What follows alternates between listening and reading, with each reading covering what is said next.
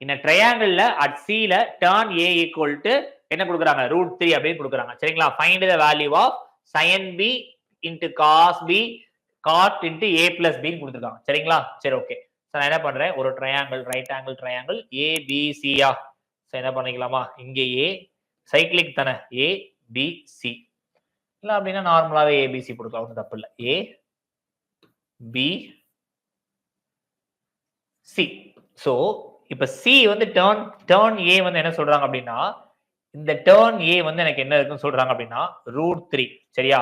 so இது வந்து எனக்கு 90 டிகிரி அப்படின்னா எப்பவுமே 60 டிகிரி ஆப்போசிட் தான் √3 இருக்கும் அப்ப ரிமைனிங் இது √3 ஹைப்போடனியூஸ் வேல்யூ 2 இதோட வேல்யூ 1 அவ்வளவுதான் சரியா இந்த ட்ரையாங்கிள் தான் கொடுத்து என்ன சொல்லியிருக்காங்க டர்ன் ஏ ஈக்குவல் டு √3 அப்படின்னு சொல்லியிருக்காங்க இப்போ என்ன கேட்கறாங்க சைன் ஏ கேட்கறாங்க சைன் ஏ எனக்கு என்னப்பா வரும் √3 இன்டு 2 சரியா